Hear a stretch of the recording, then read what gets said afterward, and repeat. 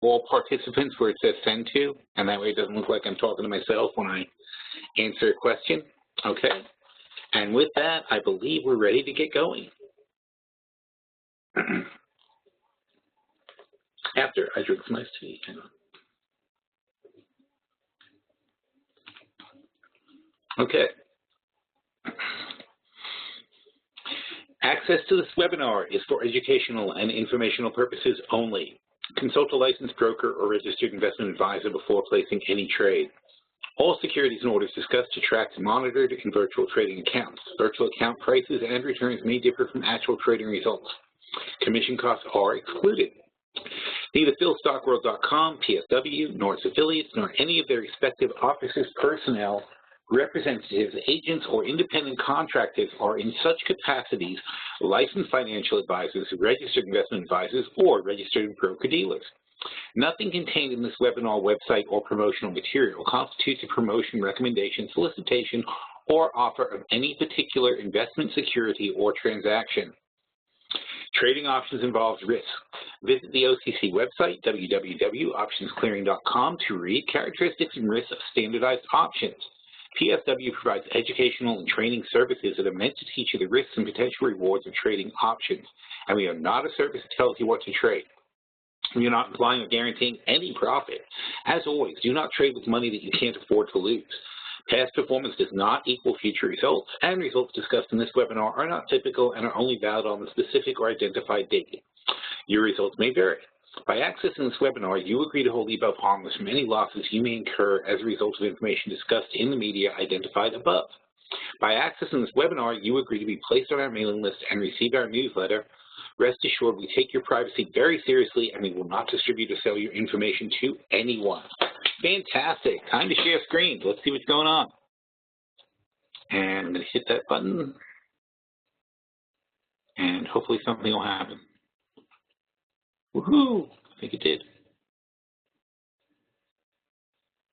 All right, let me there it goes. Just get my chat window back up. Fantastic. Okay, so here we are at a, well, I think we can make it a better view of it from a longer term thing, but here we are in the midst of a market correction. All right, and I do think it's a correction. I don't think we're crashing. I think it's just a correction. We went too far up, and now we're correcting back to a more realistic level for stocks. This is very important to understand, though. When you're in a correction, you can't start thinking that you're going to go back to the overbought levels that caused the correction. I know a lot of people are saying to me a lot, and I keep joking about it in the answers in chat, but a lot of people have been saying, like, hey, what about this, and what about that, and what about this stuff, and what about that stuff? But a lot of these are only down from ridiculous highs, so they shouldn't have been out in the first place. That doesn't make them a bargain just because they came down to about where they probably should be trading. Now, of course, the way we trade, buying stocks and giving ourselves a discount on the entries by selling puts and such, you know, that be the house kind of strategy we try to have, that allows you to then knock 20% more off the price at the entry. And we'll go over a few of those when we look at the buy list in a little while. So, yeah, I mean, obviously, when you do get to this part of the range, which we want to call the middle of the range, and I'm going to have to get to some other charts in a second, but when you get to the middle of the trading range, you know, roughly the 200-day moving average, where you think, if a 200-day moving average means 200 days, in the past 200 days it was above it half the time and below it half the time, more or less. So that's the average. So when you're at the average, you're probably in the middle of your trading range. So no matter what you think the trading range is, this is what it should be. And especially when you have like a silly high that like goes up and then comes back, and you know, you shouldn't expect that to be repeated when you look at it on the chart. So let's take a look.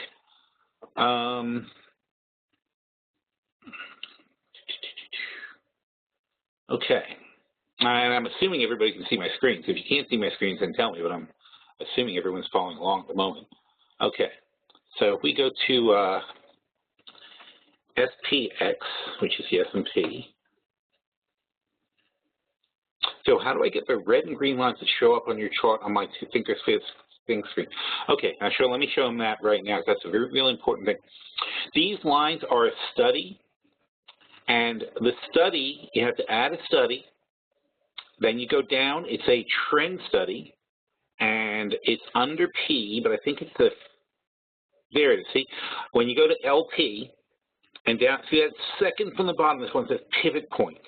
That's what that study is. Those are called pivot points. And the way you'd refer to them is, I don't know what you actually call the middle one, but this is support 1 and support 2. Okay, so that's support 1, S1, S2, you might see those sometimes, and this is resistance 1 on the way up and resistance 2. So that's what those lines are. I don't mess around with the settings or anything. I hate messing, because to me, the reason I want to look at a study is because that's what other people are looking at too. So if I want to see where a trend might reverse, I want to see where most people are watching the trend to reverse, because that's the most likely place people are going to take action. If I start customizing my studies, then I'm the only one that has it. That doesn't make sense. You know, and I do understand some benefit to having your own study and knowing something, and maybe you know triggers well enough, but I'm not that smart with chart stuff. You know, to me, I think TA is basically voodoo. But I do think it's valuable to know TA because a lot of people follow TA. So if a lot of people follow voodoo, you know, if everyone believes that when a plane passes overhead, that they should spin around in circles and chant yada, yada, yada, right? So what am I going to do? As an outside person, even if I don't believe it, I'm going to bet when a plane passes overhead that a certain amount of people are going to spin around in circles and chant yada, yada, yada. And I'll make money on my bet. I don't have to believe it to bet on it. So that's my attitude about TA. It's just a superstition a lot of people have, but because so many people follow it, it makes it kind of true. All right? I mean, over time, I think value is what's important. That's right, Tattoo. Be plain. Now, let's get back. What were we talking about? I forgot. Chart. All right. So let's talk about a couple of things. First of all, we were talking about normalcy, right? So amazingly enough, your 200-day moving average is way down here. That seems pretty far down. You think it's an average. You think it would be closer, but the problem is 200 days ago, all right, this is 30, 60, 90, 100. See, this is how an average works. Now you get back to the next set, 120 and 30, 60, 90, I'm sorry, let's try it again.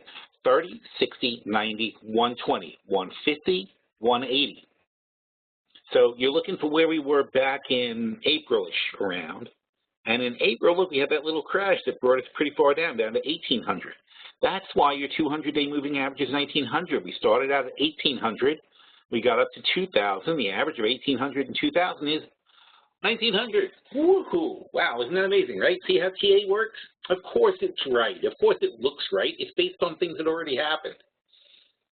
Okay, it's like saying a thermometer can predict your temperature. It can't predict your temperature. It tells you your temperature. After you've got a temperature, you put it in, the thermometer tells you it's hot. You're like, oh, look, the thermometer knew it was hot. It's like, no, it didn't know anything. If you put it in your mouth and it measured it, that's all a TA is. You're measuring old stuff. We talked about that at a previous seminar about when you watch charts. The thing to understand about charts is how they're created so you can understand what happens to the lines.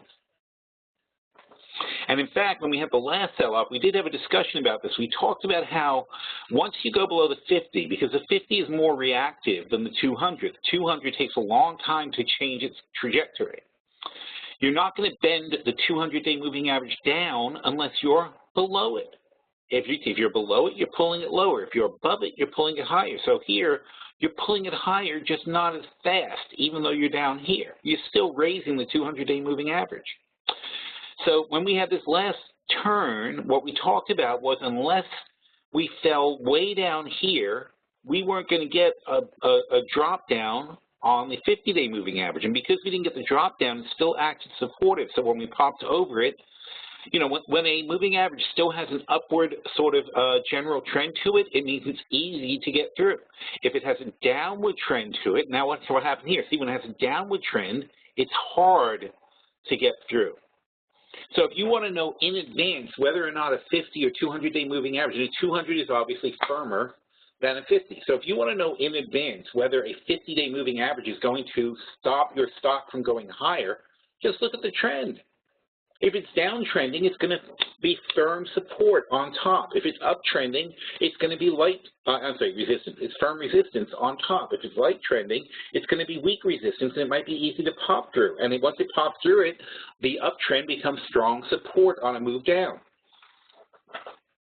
So, and that doesn't mean it can't be violated, because here you have a clear uptrend, but it broke. Okay, once it broke, but it came back up.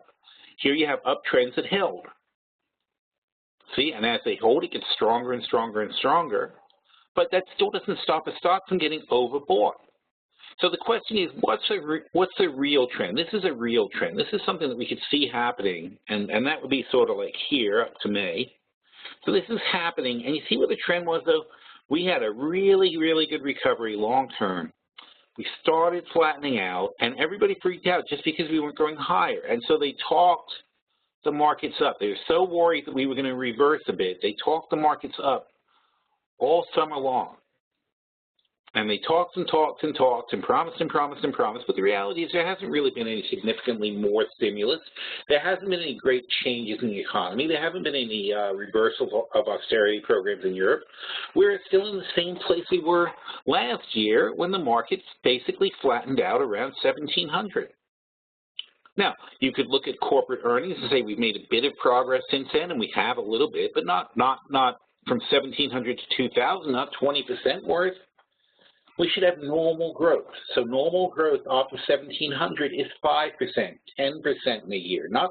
Markets don't grow 20%, 30% in a year. Okay, here we were too far down. You have to remember we started out at 1,900 on the S&P.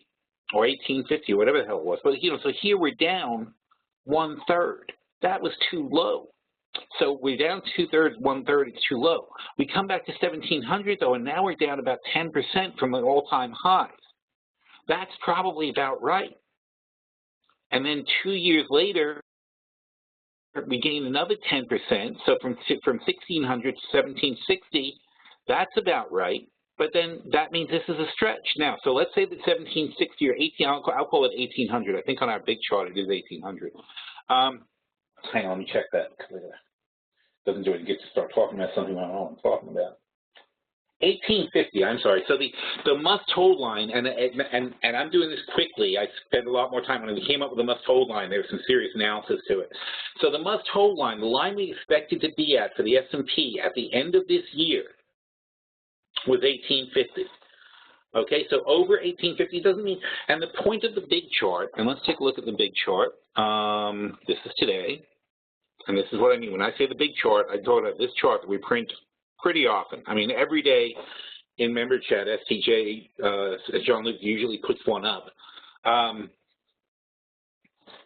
But when I say the big chart, this is what I'm referring to. And again, I'm not a TA guy. Once upon a time, this was the big chart. Right here. The big chart was just this little Excel spreadsheet that told us where the market was going to go. I didn't care what the squiggly lines looked like. These were our levels. Jean-Luc started putting this picture on it, which is very nice. It's super helpful. But what matters to me is how many green boxes, how many red boxes. Should we be bullish or bearish? Currently, kind of 50-50. There's some bullish pressure here, bearish pressure here. Interestingly, though, the NYSE and the Russell were our leaders up, and now they're our leaders down. They're the ones pushing the downside hardest. But on the whole, we're in about the same price. It's coming to something of an equilibrium, which I'm happy about. That means we're probably going to settle down around here. So back to the other page where we were just discussing. Right. So 1850 is our must-hold line right here, right where we are at this very moment, in fact, on the S&P. That's the line that must hold. If that doesn't hold, and hold doesn't mean 2 days, doesn't mean if we break it that we immediately go all bearish and sell everything we have and blah, blah, blah. It just means that's the center of our range, and that's where we expect to be at the end of the year. And there's nothing that happened all year, and I don't remember the last time we changed the big chart lines, but there's nothing that happened all year long that made us think that we should be moving those lines. You know, it doesn't, because we're fundamentalists, it didn't affect our viewpoint just because the market went up to 2,000, which is frankly not even 10% over 1,850. 1,850 plus another 1,800 is I don't know, but it's 2,300, I guess. 2,300. So it never. Oh, and again, this is I shouldn't have to guess because it's right on the chart. 1850, 2035. Okay, 10% up is 2035. So until it gets to 2035, we're not even outside of what the trading range is. So this 10% up and 10% down, that's a normal up and down range over a year for our index to be in. So let's see where the bottom was this year, 1665. Have we been at 1665 this year? I don't think so. No, we never got lower than 1735. So we've been generally very strong, been in the upper end of our range all year long. And now we're only getting to the middle of our range, and people are freaking out. Why would anyone freak out about getting to the middle of our trading range? This is where we should be. But the problem is, this also means that this is not some gigantic bargain. The stocks that are hitting their 200-day moving average along with the S&P are not in some kind of cheap super bargain spot. It's just been a long time since they've come back to a normal range. But so a lot of people are looking at bets and wanting to make aggressively bullish bets on stocks just because they've come down. But you have to consider that down could be the right price, just like housing prices. We've all experienced this, right? You know, housing prices were crazy high for a while. Okay, so the house I lived in, I bought it for, the house I live in now, I bought it for about $400,000 in 1998. And at one point during the, I wish I'd taken it, but back in like 2004, 2005, somebody offered us like $950 for the house. I would have loved to have taken it, but I got 2 little kids and we didn't want to move and so on and so forth. Financially, it would have been a smart move to take the money. So now, maybe it's $650. So it's good. It's not terrible. But I don't have any delusions that if I went to sell the house now, I should hold out for $950, and I don't think it's going to go back to $950. $950 is a stupid price. It should never have been $950. That's why when it happened, I told my wife, I'm like, I had a conversation saying, let's take the money. They're offering the money, let's take it. I said, I said, we can live in a hotel. It doesn't matter if we get another house. She didn't go for it. Anyway, just to me, to walk away from a deal like that was annoying.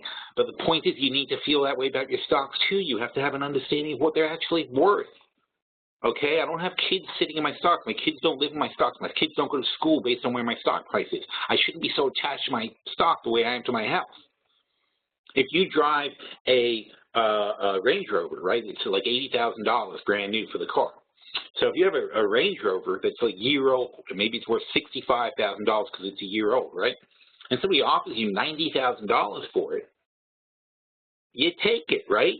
Do you say, no, I love it, it's the right color, it's got the CD player, and this and that, it's hooked up properly to my Bluetooth? No, you take the money because you know you can go to the dealership tomorrow and get another one. You know you can go get a brand new one for the same price, for a better price. You can do that with stocks too. Okay, you've got to get the same attitude about a stock that you have about any object that you understand the value of. If somebody offers you too much money for your stock, take the money. There's no loyalty to the stock. The stock doesn't give a damn about you. You shouldn't give a damn about it. You should buy it with an expectation, and when your expectations are met or exceeded, then you should get out and say, I'll take the cash because my cash is more valuable than my stock now. Okay, Abda says, when do you start when you want to form an opinion about a stock? What kind of math do you do? It's just general valuation. I mean, you got to look at, I can't do this again because people ask this question once in a while. But generally, you just go to Yahoo Finance. I know I have it somewhere. You go to Yahoo Finance, and I saw somebody ask about CLF. So let's look at CLF. All right, so I'll kill 2 birds with 1 stone because I know somebody asked me about CLF value. So we go to CLF. Now, there's a couple of useful things. First of all, in Yahoo Finance, go away. In Yahoo Finance, there's a 1-year target estimates right here. Now, these analysts are idiots, so I don't put much stock in it, but at least it's something. At least you can say, here's the average analyst estimate for CLF. 1246 1 year from now. They don't mean 1 year from now. They mean at the end of next year. We know that they mean 1 year, not this year. The next year is listed as estimates. So in other words, if you go to this place that says analyst estimates, you can see what people expected to do this year and next year. So when they say next year, 1 year analyst estimates, they mean they mean December 2015. All right. Now you can also look here and say, well, look, what's CLF doing? Well, they're losing money now, and they plan to lose a lot more money next year, or analysts expect them to lose more money next year. So first of all, they got this. I like it because they have low expectations. Now, 53 cents a share. So what do I have to know? What do I have to understand? If they're going to lose 53 cents a share this year, well, this year's already done. Next year they're going to lose 86 cents a share. So I'm going to give them, in theory, $9.81, and they're going to lose 86 cents of it. They're going to lose 10% of my money in 1 year. Do I like them enough to give them money so they can lose 10% of it next year? Well, somebody does, because they're up like 20% today. And you know, I mean, I've been banging the table on these guys on the way down because it's just so ridiculously underrated. And also, see, this is the problem. These analysts are wrong. They don't understand the business. They just need drop their ratings and so on and so forth. In fact, if you look at oh, here you go. Look at the EPS trend. 90 days ago, they thought they would lose 10 cents next year. 60 days ago, 14. 30 days ago, 19. 7 days ago, 57. And now 86. In the last week, they padded their losses by 30 cents. Did CLF announce that they were going to lose more money next year? No, they did not. There's no basis for this other than people keep ratcheting down their earnings expectations. Mike says, if their Austrian assets are worth $1 billion, Australian assets are worth $1 billion, what fraction of what they paid when they bought, and great for Glencore, even that's more than their market cap? I'm sure Casablanca is in the, yes. I don't give a crap about Casablanca. I care about whether or not CLF can make me money. So I'm a value buyer. Casablanca is not. Casablanca is a corporate raider, essentially. They want to break up the company, sell off the assets, get more money. They want to do whatever they can to raise money. They don't hurt me. They're not. It's not like I'm not on their side as far as wanting to get more money from my stock, but I prefer just to say, can CLF make me money? So I ignore, to some extent, the analyst estimates. Again, it's a guide. This is what people think. Now, people have such a low expectation. What I want to figure out is, can it be beat? Now, you see what the problem is here? This low estimate, 311. This is what's dragging it down. So how many analysts are there? If you look at, see, you have to figure this out. You got to look at analyst opinion. You find out that, here you go, 13. So how many analysts are there? 13, 16, 20, 21 analysts. So there are 21 analysts. One analyst, is telling you, because he's got the low estimate, and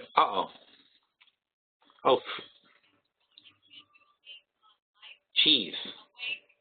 Can you guys hear that when that happens? It's horrible. So there's one analyst who says minus 311. Now, if you divide minus 311 by 20, that's 15 cents, right?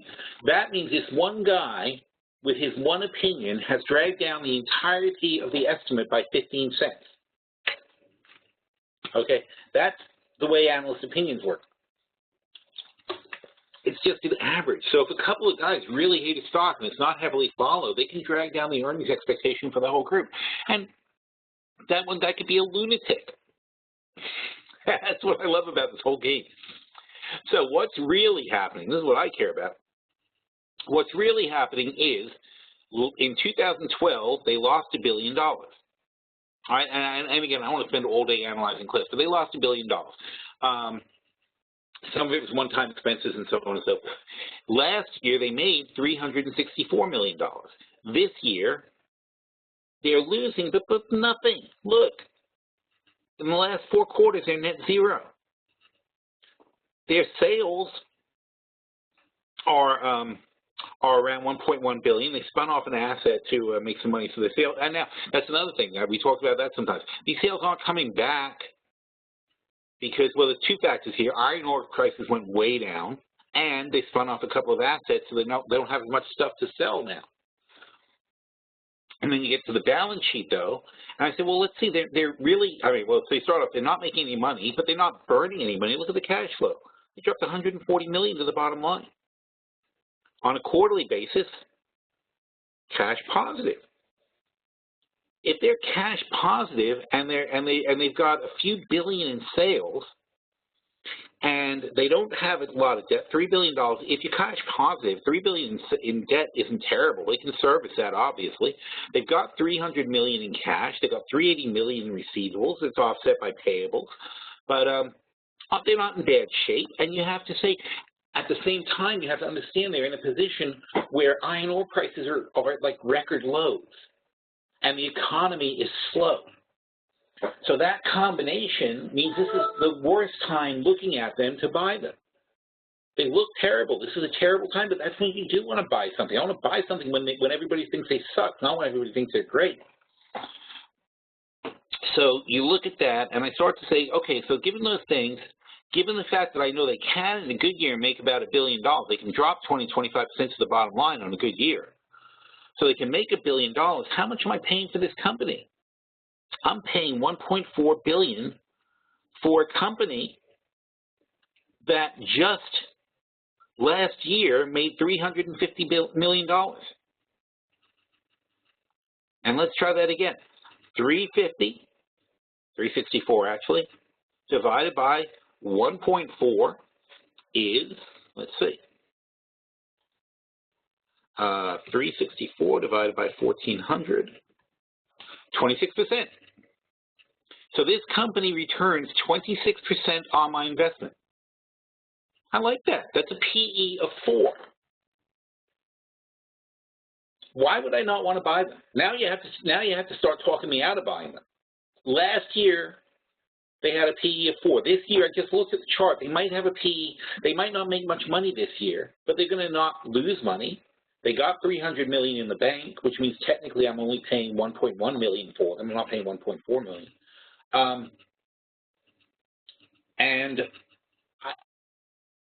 And prospect-wise, I know that we're in a very down cycle on iron ore. This is a good time to buy them. Their price is being depressed because of a market fluctuation. It has nothing to do with their sales. It has nothing.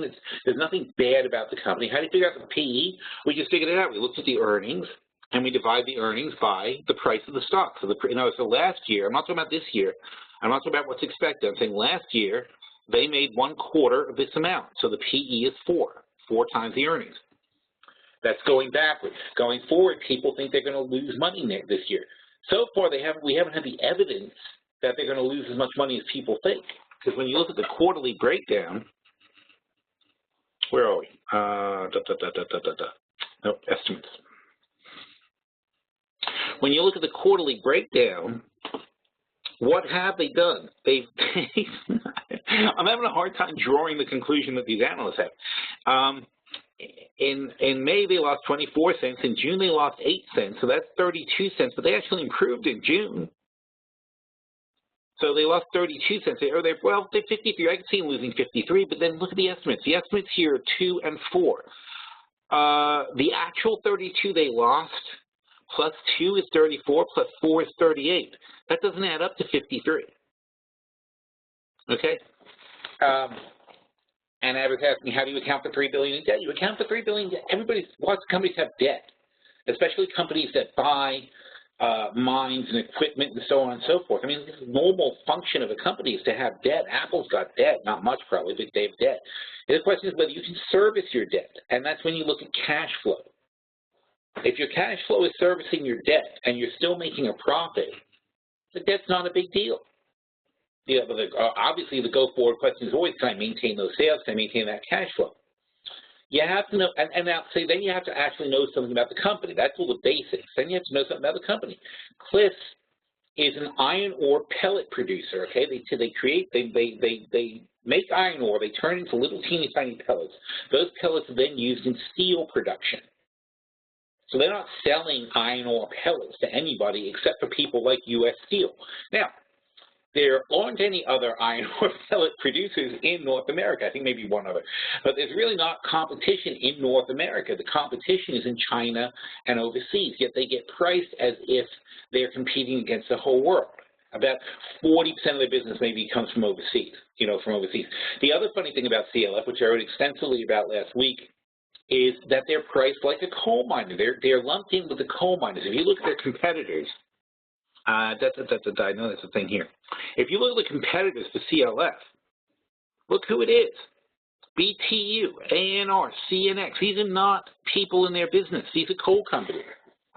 So CLF is being knocked down not based on the fact that the iron ore prices are so bad. And they are bad, but not as bad as coal. They're being priced as if they're a coal company because they're lumped into the coal companies because the code for their company is just sort of knocked them in with Consol Energy, BTU, and Alpha Natural Resources. That's ridiculous. They're not a coal company, yet every time you see them being valued, people talk about their coal production.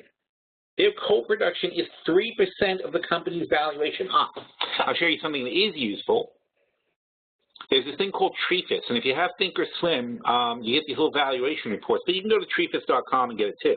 But when you put in CLF, some companies, not most, only some, but some companies, you'll get the company profile on Thinkorswim, and if you click on that, it gives you a nice little snapshot of what's going on.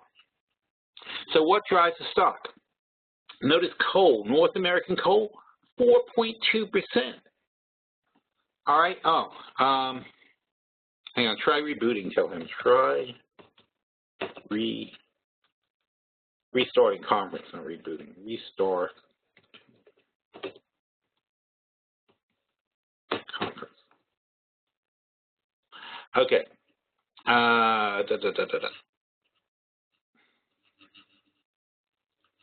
Okay, key statistics. Yeah, that's another one you can look at. But if you look here at the, this is Trefis. Does it say that somewhere? Yeah, Trefis, T-R-E-F-I-S. You can look at Trefis.com. They have lots of great information on companies.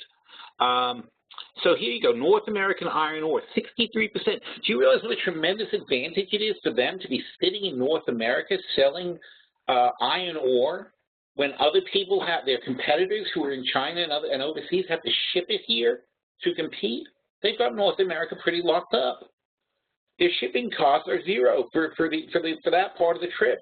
So whatever the price of international iron ore is, has to be raised by the shipping cost to compete with CLF. That's just 63% of their business. They do have their own business in Asia, but the reason they opened up business in Asia is so they wouldn't have to ship it from here to Asia and try to compete. So their Asian stuff is neutral to the other Asian companies. They have the same price and same cost of production, same shipping, etc., for the Asian market. So that's a net zero, right? But the net advantage in North America is tremendous. And I'm sad they opened up Asian operations. I wish they never had. I wish they'd only stayed North America, but they thought that they were going to expand. Back when everybody had money, they thought that was a good idea. And the funny thing about the coal especially, that cracks me up, aside from the fact that they get categorized as a coal miner, the funniest thing about the coal is they only supply themselves. They don't sell coal to anybody. They mine coal so that they can make iron ore. That's why they mine the coal, so they don't have to pay somebody else to mine the coal so they can put it in their plant and make iron ore. They don't give a crap what the price of coal is. They're just not buying coal from anybody else. All right, you could make an argument there's a net blah, blah, blah, and this and that, but who cares? It's only 4.2% of their operation. So if you look at the Trefis guys, and these guys are actually pretty good, and they're calling it a $15 stock. I think that I would go lower, and obviously I'm not a big fan of going over on anything as far as that goes, but the bottom line is I think 9 is too low. 7, the other day it was like 7 or something like that. That was insane, or 8. Now, when we talk about something being too low, look at this. They have 2017s are out, right? So if it's at $9.58 now, there's 2 ways to buy it. You can buy it for $9.58, sure. You can buy it for $9.58 and sell the $10 calls. And that's a nifty little play right there. If you can get $3 for the $10 calls, $9.57, $9.58, whatever, minus 10, minus 3 that you sell the calls for is $6.58, and then you get called away at 10. That's let's call it $6.50. So that's a $3.50 profit off of 6. That's like 50% upside just by buying the stock for 10, selling the call for 3, and sitting on it. Not for 10, sorry, for $9.50. You buy the stock for $9.50, you sell the $10 call for $3, and you have a net $6.50 entry. And then if it goes above 10, you make your money. If it drops all the way down to $6.50, if it drops 30-something% from here, you're even.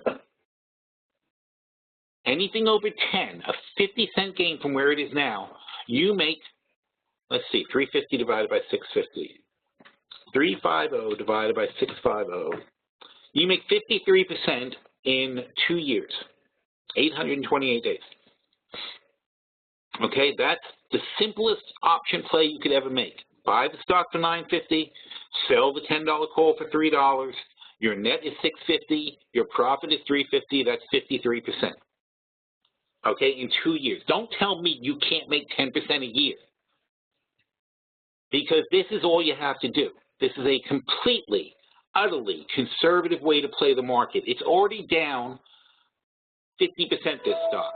You can knock another 33% off the price right now, and all it has to do now is flatline, and you're going to make money. Anything over $6.50 is profit for you. So if it ends up at $9.50, you only make $3 off $6.50. It's still 40-something%. The only reason you can't, the only reason people can't make 10% a year is because they're too greedy and they try to make more. But trying 10% is just being given away in the market, especially when you have a good VIX, when the volatility is high and you get good money for your options. All right? Now, if instead I wanted to make a play that I would buy CLF for $9.50, I'll sell those $10 calls for $3.20. That knocked me down to $6.50, so now it's $6.54 basis. Okay, and I'm also going to agree to double down at 5. And let's forget this one thing. Let's split the difference here and call it 50, 90, 20, 170. So let's say we sell these for 170, the $5 puts. So I'm going to get paid another 170. So I'm going to pay minus 170. So now I'm dropping my net to 480. I've got a call away at 10. And if the stock is below 5, I'm going to end up doubling down. Now, keep in mind, CLF is not a coal company. All this clean coal bullshit and everything else taking them down doesn't really apply to them. It's just a panic.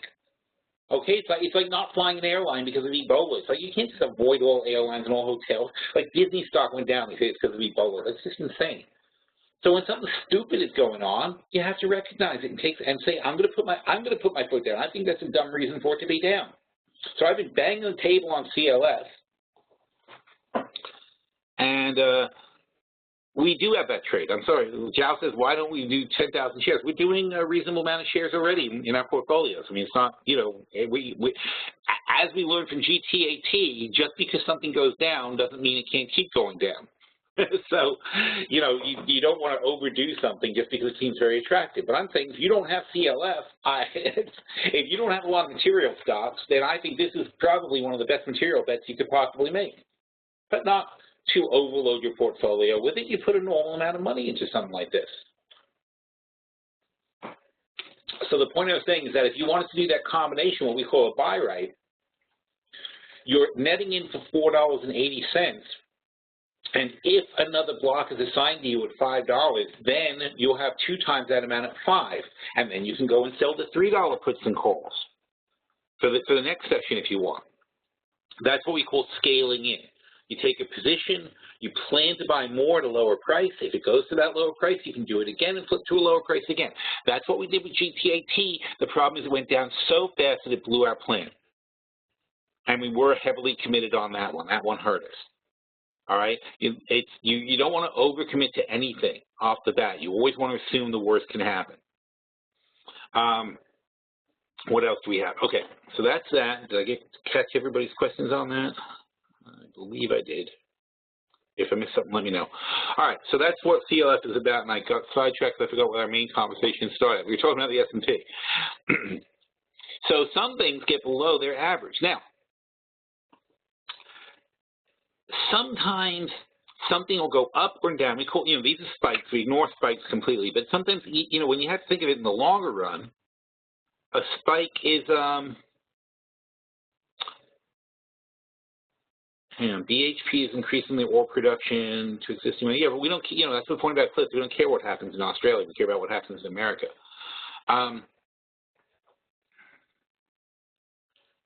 So Paul says, is that why you don't go all in? Well, we don't go all in on anything. Even if we love it, we don't go all in. I love Apple. I'm not going to buy. I mean, if I'm going to go all in, I go all in on Apple. If I were to say I'm going to, I said that at the beginning of the year. In fact, I said that 2 years ago. I did write a whole article at the beginning of the year saying I would put 100% of my money into BAC, go on vacation, and come back at the end of the year. I wrote that up. That was my stock of the year 2 years ago. Last year it was Apple, and this year it's Apple again. So 2 years ago, it was Bank of America because it was just way too cheap. It was like $10 or something stupid like that. So we bought that. It went up 50% for the year. It was our stock of the year. It turned out to be the best performer on the S&P for the year. Obvious call. Last year, I said the same thing about Apple. I'm like, if you want to make one trade for the year, this is your trade. This year, we picked Apple again because it was still too cheap. Even after it was our stock of the year and it was successful. CLF is not my stock of the year because there's a downside that I worry about. With Bank of America, I wasn't really worried about it going to 5.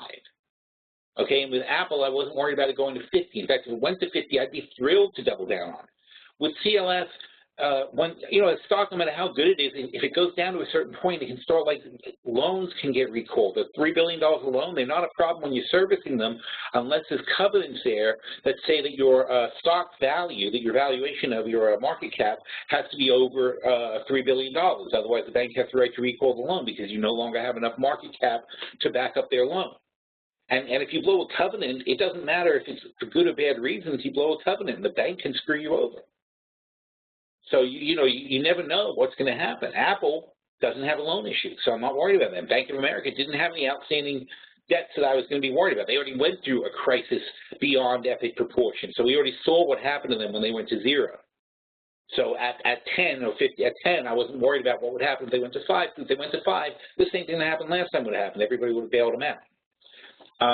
CLF, we don't know. Just like GTAT. GTAT went down. Nobody bailed them out. It just went down. Also, you look at like shipping companies like Eagle. We were playing Eagle, and thank God we got out of them. But all the shipping companies fell apart. EGLE. We cashed these out ages ago. We took the money and ran when they went up. I think we played them last year or something. They went up. We were happy to get out. Since then, they've gone down and down and down and down and down and down and down, and they may go bankrupt now because, again, they can't raise any more capital. Everybody looks and says, we are screwed. The first time they went down here, I was happy to buy them down here. I thought they were a great deal. This time, I'm not so sure because where are all these guys? Where's the enthusiastic buyers that were here? They've all abandoned it. All right, so without getting heavily into it, it just sort of became unattractive. Where are we? Okay, so S&P. So when something goes down and it's an aberration, you don't make that part of your average, and that's the problem. You can't stop the computer from drawing that line. You can't recalculate the 200-day. You could, I guess. I mean, you could run in a different feed and ignore this part and recalculate the 200-day moving average. But what you have here, this is like a crash on a racetrack. If you have a racetrack and you expect the cars are going to go in a circle and they're going to go around and around and around and around and around and around and around. Okay, now one car crashes through the rails, goes off the track. Okay, so let's say you expect the things to stay in this range, goes around and around and around. Then one car breaks through the rails, goes flying off the track, and ends up over here. Okay, then they fix the track, fix the car, and throughout, the car's taken away and whatever. Now you go back to the race, and now you're going around and around and around and around. Do you bet that another car is going to go off the track, or do you bet that the consistency is this? So every day, generally, you have there, but what you also have to do is you have to be aware that it can happen. See, I didn't know this. When I'm betting over here, I didn't know a car could go flying off the track. I thought it was a sure thing. It would stay in this little circle, right? Then all of a sudden I see one time a car goes flying off the track. They fix the problem, and we're back to the race. But now I should know better, right? Now I know that a car can go flying off the track in a way I did not expect and I was not prepared for. And if you learn that this can happen, and it helps you to be more prepared. So you know, I don't want to count that as the average behavior. I don't want this to affect my average behavior for what the stock is going to do. And if you look at this more smoothly, you'll see this line is kind of going like this and topping out in a nice normal curve. Then it finally does fail, ignoring whatever this was. It finally fails the 50-day moving. The first time it's ever tested the 200-day moving average properly is right here. It fails, drops to the 200, okay? And now we finally got a drop to the 200-day moving average. From where? From our predicted 2,000 top. 10% minus 2,000 is 200. That brings you down to 1,800, would be a 10% correction from 2,000. Okay, so this is nothing. This is 1,900 is only a 5% correction. That's nothing. Everybody's freaking out about a 5% correction. Let's see.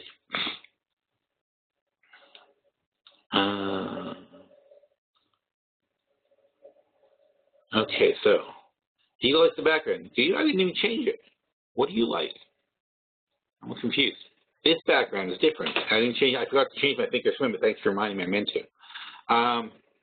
Any attractive oil stocks wait till estimates come down? Yeah, absolutely. That's a good. You definitely want to wait on oil. But oil's another one. We picked up in the short-term portfolio. We picked up some USO. It didn't work out, but we didn't expect it to work out. We thought they might not be done going down, but we wanted to take a little stand just in case it popped. We didn't want to miss it. What we're going to do now is roll it, and we'll talk about that later, but it's not necessary now. Right now, oil is holding in 83.50, and we'll see what this week's inventory says, which will be not tomorrow, but Thursday because of the holiday. And we'll see what holds up.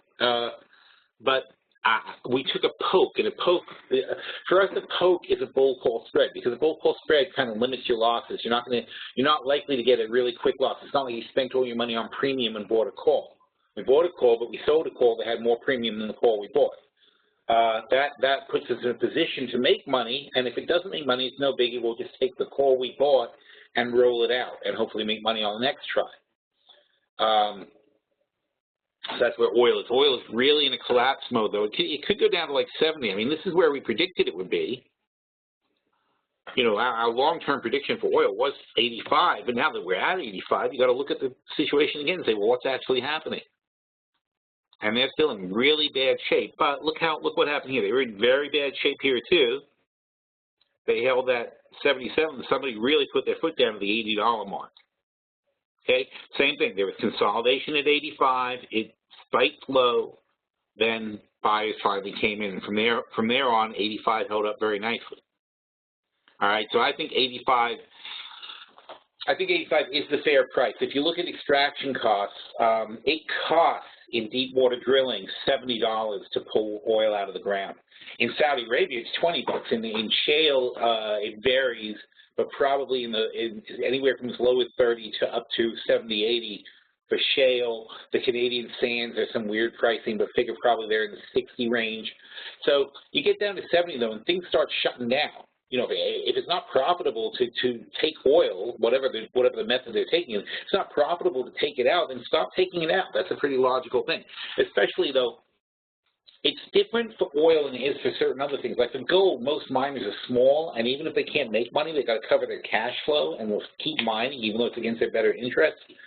Oil's not like that, because oil, you've got companies like Exxon who have 10,000 wells running around the world, maybe 50,000 wells, who knows. But they have whatever thousands of wells running around the country, and they have a cost line for all of them. And if they want, and if it becomes unprofitable for them to run a few wells, they'll shut them down. What do they give a crap? It doesn't affect them at all. They can even send the crew to another well and step up output at the cheap well and drop output at the other well. They'll do that if they're not making money. If they're making money, they don't care. They'll keep running the well. But if you're losing money, you know, and you guys, if you run businesses, you understand that. When you make, you know, you'll run a business to break even, and you even run a business with a tiny loss if you're like, oh, it's a holiday season, or oh, it's a bad time of year, or this, that. You know, you sometimes don't make money running your business, but if it looks like it's going to be prolonged, you got to start cutting back. All right, and that's you being an independent business owner. You might be a nice guy. If you're a big corporation, you're not a nice guy. You're cutting people the second they're not making you money. So there's a limit to how low oil can go. I think the limit is about 70. That's when things really start shutting down. But around 85, I think, is a reasonable price for oil. I think that's always where oil should be. And not that it's often down here, as you can see from the chart, it doesn't often actually get to 85, but I think 85 is the right price for oil. That means, though, it could go 10% easily up or down from here. So we're talking about a range down to almost 75 and up to 95. That would be the proper range for oil that I see. So we took a little poke at USO at 85, thinking it might bounce to 90. That's the spread we took on USO. We're expecting it bounce to 90 in the short term between now and November. If it doesn't do that, we'll roll back, but we'll also roll back and probably lower our range, and then we'll be happy to make money at 85. If we get a big spike down, then we'll probably double down, because the closer we get to 70, the more sure I am that we're at the right price, that we're too low. So we're just going to follow it along. We're not overcommitting. We made a very small commitment. We bought 30 shares of USO. I think they're probably $1 or so a share. So we spent about $3,000 for our first try, and if we went straight up, we'd make $6,000, and we're happy. If it doesn't go straight up, we might lose $1,500, but we'll take that $1,500, we'll roll it to something else where we might make $6,000 again. So it's not a big deal, you know. And again, and if it goes down again, see, the thing is, let me see what that thing is. So we're in the this is the long-term portfolio. We're up 14.4%. It's not terrible. Balance is 571,000. We started with 5 for the year, so it's not horrible. We'll go to the short-term portfolio. You know, these are all hedged, though. That's why. I mean, all these spreads are hedged. 80. Oh, I love that. So the short-term portfolio is up 80%, but that's because, of course, it's you know, positioned correctly, and also, fortunately, because of today's pop, we bought out some SQQs. I probably should have adjusted that, frankly, because we were up nicely before. Anyway, one thing at a time, right? USO. All right. So, it's up 25. I thought we had 30. That's weird. So there's 25 of these. Yeah, the spread wasn't even $1. It was like 90-something cents, and I looked at 94 cents for the spread. So we spent $2,500, and we could get back, if it hits this $2 spread, we'll get back 5,000. I'm sorry, it's the wrong calculation. We get back 5,000 if it hits. We're below right now. It doesn't look very good. But if this doesn't hit, it's only $2,500, and we're not going to lose $2,500. We're going to roll. What's our rule of thumb? When the price of the call that we own drops below the net price of the spread, the 94 cents, then we want to roll, because we can take this cash and roll it to another position. So now let's look at USO. So USO.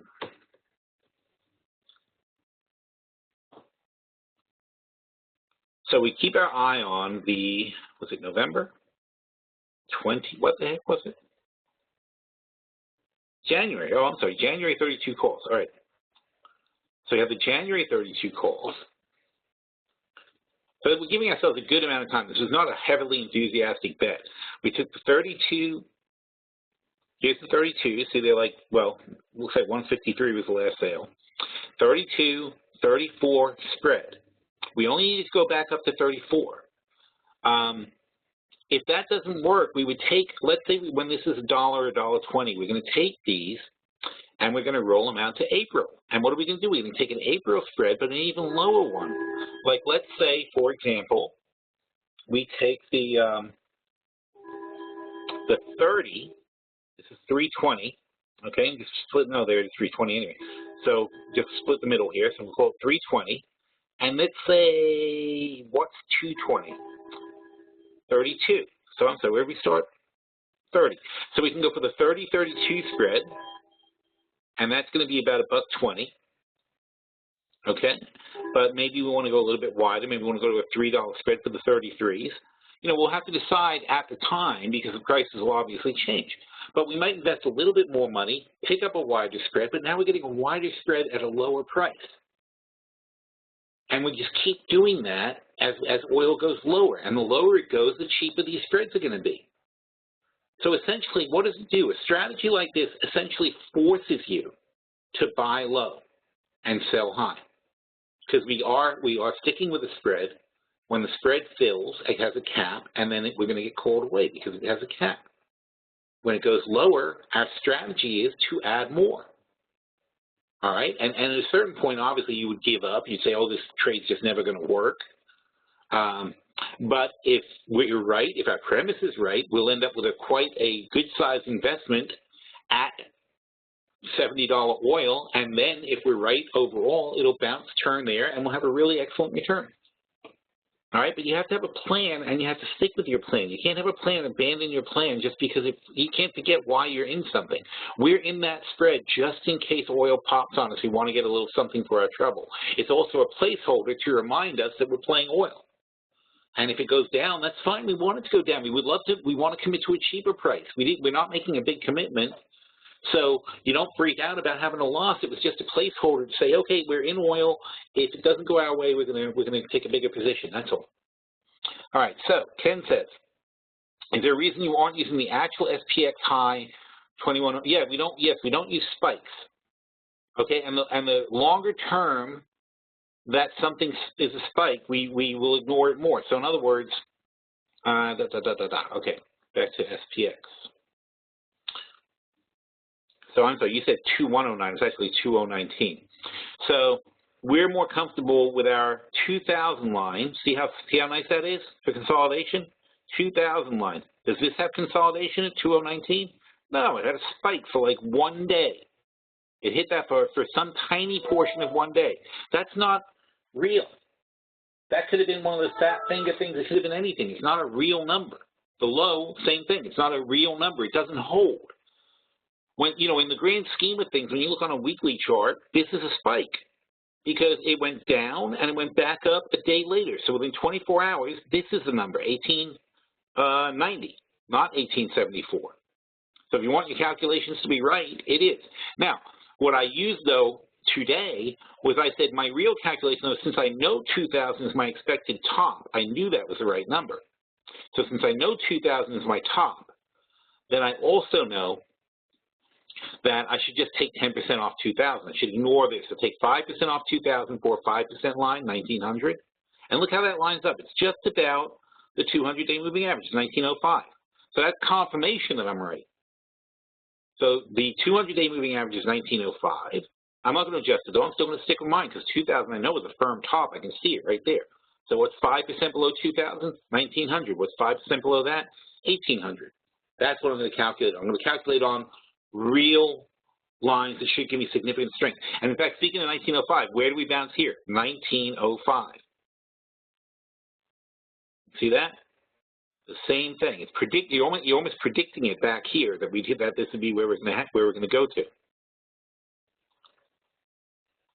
But again, like I said about TA, it's very much self-fulfilling prophecies. Let's see, breaking down. I wonder how much of the cost can still be cut, managed better. What geological data, squeeze profits, moral service terms. Not sure what Mike's talking about. Mike, you're talking about in the middle of the sentence. So. Do I still like silver? I do still like silver when it's low. I don't like silver. I'm not chasing silver. I just liked it when it got to be a certain price. Silver's now $17.40, and we were buying at 17. I wouldn't see once I start buying at 17, I lose all interest in playing it higher. You know, it's like I like to buy things when they really are bottoming out. And look at silver. So we like silver when it hits 17. I mean, before that, we liked it at higher numbers. But once it makes a lower number, I want to get the lower number. I'm not interested anymore at a higher price. So below the 17 line, we were loving this to hold. At 17.50, I'm not going to make a big bet to go up. I do think, though, you can play it. I think it should be heading back this way. You know, silver realistically, when you get down to this level, it starts having more industrial use. You know, it's on sale. So let's say 20 is a bullish market price for silver. And then what's 20 minus 10%? That's 18. Okay? And then what's 20 minus 20%? That's going to be 16. So you get down here, it's getting kind of ridiculously low. That's too much correction down in this range. So we're at 17. When it crossed that 17 line back over, we liked it. But if it starts going down again, especially if this 50-day moving average keeps going down, I would expect to see that 16 line. And then we're going to be loving it again at 16 until it proves otherwise. But you never know with metals. Metals are so tricky and so scary. It's like you just only want to play with careful support. We do have SLW for long-term play. I do think it'll bounce back over time, back to here. But it's, it's tricky to put values on things like that. Same goes to gold. Oil's 83.17. Holy crap. Whoa, oil can't get a break. I see 83.02 now. Wow. See, it's almost tempting to go long, but you can't. It's just let it die. It's the people who are stuck with contracts. And don't forget, today's like the rollover date's next week is rollover.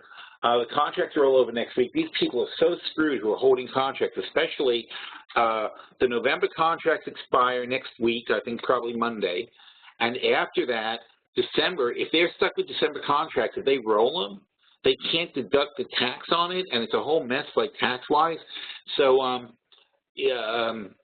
it's going to, the traders just really get freaked out around December if they're stuck with these oil contracts, and they're stuck with a lot of them. When do you know that you can go long? You don't. You got to watch the bottom. You got to watch when people start stepping in and buying. And if you look at oil, this is, again, I really emphasize. That's why the reason I love this is called the sharp chart. No. This is called, as far as I know, a gallery view. Oh, it is. Sorry, gallery view. So in the stockcharts.com, this is a gallery view that we're looking at. I like it because I always want to see the daily and weeklies. Because you've got to look at the big picture. You can't get quite, and I know people all the time ask me questions based on their 5-minute chart or 1-minute chart that they're watching. They say, this is definitely the bottom. Like 10 times a day they call bottoms. It's like, no, it's a bottom when you have at least 2 candles forming on a daily chart that show you something's a bottom. All right, so maybe you're getting a bottom pattern here because we had nice volume. This is what we were looking for. We were looking for this blow-off bottom. We had nice volume. It held. This is oil, by the way.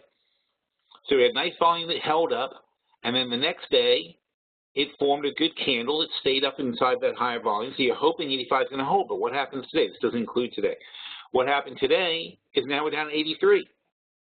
All right, and the reason that you would have said not now, see, even though that looked like a good pattern, when you go to the weekly chart, what do you see? That's not a good pattern. We never even got above last week's candle. So as impressive as this looks on a daily chart, when you back it out and you look at the weekly, you say it's not impressive at all because until they get back over this line, which was the end of last week, it doesn't mean anything. All right, it's very easy to get sucked into believing that you're making progress when you look at 2 shorter-term charts. This is a very, very, very bad pattern. And unless, if you had this little sort of like a flat line here, if you had that based on a huge volume spike, that might be a good reversal. But it still isn't a real reversal until the next candle begins forming above it. And then you could use that as a stop and bet high. All right, and again, because these things are arbitrary. You can't really value oil. It's hard to say what oil's worth at any given moment. Okay, so it's not like a stock. And even the stocks, who cares what it's really worth? We always talk about like Levi's, and I say Levi's are worth $40 to me, and in the store they're usually $50. And so when they're on sale for $40, I'm willing to buy them. If they're not $40, I don't need it. I got some. I got some old ones. I got this and that. I don't care. I wear my old ones until you're willing to sell me ones for my price. Same thing for stock. Same thing for oil. Oil's worth whatever somebody's going to pay for it on any given time. If they keep knocking the price down, that doesn't make it worth more. Okay, you have to see people begin to use it, and you don't see that in one day. You have to see a demand shift, and the only way you're going to see that is you got to watch, and you got to watch the weekly reports and pay attention. So it's like a month before you can really say, okay, here's the spot at which demand picked up on oil. Here's the spot at which people started buying more SUVs because they said, screw it, man, for $2 a gallon, I'm getting a Cherokee, instead of a fuel efficient car. That's a change. That's when demand picks up. When you see the energy companies start picking up more, burning more oil and less coal because suddenly oil is more efficient for them. And then there's other factors, of course, there's solutions, so on. So they take a lot of things into account. But the bottom line is that there's a certain point at which people are going to switch to oil. because it got cheap enough for that to be worth it. That then forms a demand floor. And once you do that, everyone's in good shape. But you're not going to see that on a one-day chart. You'll never see that on a one-day chart. It's meaningless. This is just an emotional reaction, these things that you're looking at. And that's the same thing for a stock. Outside of earnings or an announcement that actually shows you a stock change, what on earth is the meaning of a one-day movement of a stock, up or down or sideways? Who cares? Unless something fundamentally altered, it's the same stock it was yesterday. It's just a different price. But knowing that works both ways. You should know, and this goes back to the beginning of this conversation, there are things, if you know the value of your stock, then you know when it's cheap and you should buy it, and you know when it's expensive and you should sell it. But if you don't know that, then what are you doing? You're just blindly sitting on things and trading them for no good reason. All right, and Giles says, I have a 216 DBA bull call spread for 23.28. With 25 puts, any adjustments since it has run up? Now, I'll tell you without even looking, no, because it's 2016. It's a year from now, isn't it? Did I miss something? It's next year. Where are you going? It's on track. When you have spreads like that, they're either on track or they're off track. This one's on track. I don't know what you would do. To adjust it, it's, the bottom line is when you take the spread for 2016, you have to have the expectation you're not going to get your money until 2016. Let's see what the spread is, especially with the VIX higher. I don't even know if it's going to make any money at all. Let's see. 23.28. So you're at 410. I'll go by the last. So you got 410, and the 28s are 122. So what's 410 minus 122? Well, I can do that. Minus 122. That's 288. All right. So right there, you're it's a huge win. You only paid 164. The 25 puts. Now that's weird. So the 25 puts are actually higher than you paid for them. Even though they're over 25, the problem is the VIX went up, so those puts are hurting. But who cares? Do you really want to own DBA for 25 bucks as a long-term investment? And if you do, then what do you care what where it is right now, the put price? It's not important. You're in for net 24. That's what's important. If you're happy to own them for 24, then you're fine. But you got to wait because there's nothing magical is going to happen. Even though DBA is at 26.65, for you to recognize the entire $5 of your spread. And it's currently 288, so you're only halfway to your goal. You're on track. And by the way, when you take a spread like that, it's a very good spread. It's an excellent spread. I highly recommend it. Well, actually, even now it's still not that expensive, is it? If you take 288 minus a buck here, so you can still get that $5 spread for $1.88, and it's $3.65 in the money. So it's still a great spread. Even right now, for someone to take it, it's still a perfectly good spread. But you got to wait. You're not going to make all that money back until 2016 because the premium's got to burn off. And especially, this is something you got to be aware of because when the VIX jumps up, the premium of the short calls are going to rise faster than the premium of your in-the-money calls because they're just more out of the money. They're going to get more premium than you're going to get for the same position. So unfortunately, you will not see any great gains in profits, even though your stock is doing the right thing. And David says, sorry if I missed, I just signed in. I have been staying in cash, waiting for initial deployment. You think now is a good time for a first round of deployment? Oh, what a great question, because we were just supposed to get to that. So let's see. How about a class on company valuation? That's so boring. You need an accountant, really. We'll talk about it once in a while. I don't mind doing one stock per time, but I would bore myself if I had to talk about valuation all day. Any place on Intel earnings? No, I have no idea what Intel's going to make. Somebody wanted to see SUV, that's fine. Wow, look at all these questions. When you buy OTM puts or calls, do you only make money if the price exceeds that strike? No, you make money if the net exceeds. If the price at the end exceeds your net price, you make money. So it depends on what your net is. And so it very depends on a lot of things. So it depends on what your calls are and what you're doing. Bitcoins are at 49%? Really? Wow. That's interesting. I would watch gold and silver to see if they start following, because that's a weird thing. People are dumping money into Bitcoin. Any thoughts on GLW 1820 bull call spread? The net was $1.07, but it shot down. Don't really have any thoughts on that, but I have to see. Bull call GLW? After that, we'll get to the other question. GLW. This is a weird one, because you would think they would be the winner with this GTAT thing. If Apple's not using Sapphire, they got to be using Gorilla Glass. And if they're using Gorilla Glass, what the hell are these people down so much for? What caused this drop? I don't frankly don't. We haven't been playing it lately. I do like them now that they're low, but I would want to double check to see whether they're worth it or not. Now, you have GLW. You don't tell me what month or year or whatever. It was $1.07, now it's 56. So let's see if we can be detectives and figure out what he's got. GLW. It's a very narrow spread. 1820. Well, let's see. There's 1765, so he can't have anything soon. So it has to be either the 16th. There's no 18 there, and there's no 18 there. So that's interesting. Does he have May? I bet it's May. 125 minus about 55. That's like 50 cents. No, that's, it's like 70 cents. Yeah, okay. I bet that's the one. So he's probably talking about this spread here.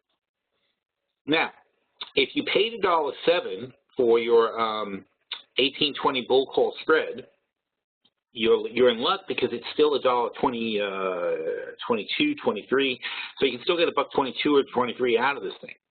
If you want to stick with the stock, and I sure would at this price, you can now flip to, you take that $1.20 and roll it. And what do you want to roll it to, though? That's the question. Do we think GLW will come back in a year, or will it take more than a year? I would think in a year it'll be pretty obvious. If, again, I don't know for sure, so you really want to check this. But assuming everything's going to be GLW, if those iPhones are selling like crazy and they've got Gorilla Glass on them, and Apple's not going with an alternate glass, then I don't see how they could not make a lot of money. Bigger screens, more glass, more everything. I don't see how they could not be making money. Or sales. I mean, you still make sales. I don't have money. So, what can you get? Well, look at this. The $15 calls are $3.40, and the 20s are $1.10. So that's what, $2.30 between them. So if you spend $1, okay, so for $1, you can roll to the 1520 bull call spread. That drops, that adds $3 to your spread for $1 and gives you a $3 lower strike. So that's what I would do with that. Okay, but I'm sorry, but then you'd still be covering the naked 20 calls until they expire, of course. So you'd want to put a stop on them. But even if you had to stop them out, like if those things are like 50 cents right now, if you had to stop them out at 75 cents, all that would do is give you that same bull call spread for $1 plus another $1 is $2 and say 60, 75 cents. So let's say you come out to like 275 or less on that spread, but the spread is way in the money. You know, you're 250 in the money, and the only reason you'd be stopping out is because you go more in the money. So I hope that makes sense, and if not, we can talk about it in chat. I can clarify it some more. It's a January spread. I didn't see that price coming out of January. Let's see. These are 83 cents. It doesn't change oh, I see, because it's 80.20, so it's still 60 cents. It doesn't change what I would do. I would still do the same thing. I would go to the lower one. You could drop to the May 16, that's 234, and let's see if we could go 16.19. That's 234 minus 85. So let's say 235 minus 85 is what, 150-ish. Would I do that for 150? I like the other one better. I feel more comfortable with the 2016. All right, now back to that excellent question that reminded me what I wanted to accomplish during this conference. David said, Looking for cash deployment. Well, this is why we have a buy list. So let's hit it. All right, so you go to Phil Stock World. You go to Virtual Portfolios. You go to, and we'll do one of these tomorrow, by the way. We're going to do the Virtual Portfolios tomorrow, so it should be a whole thing.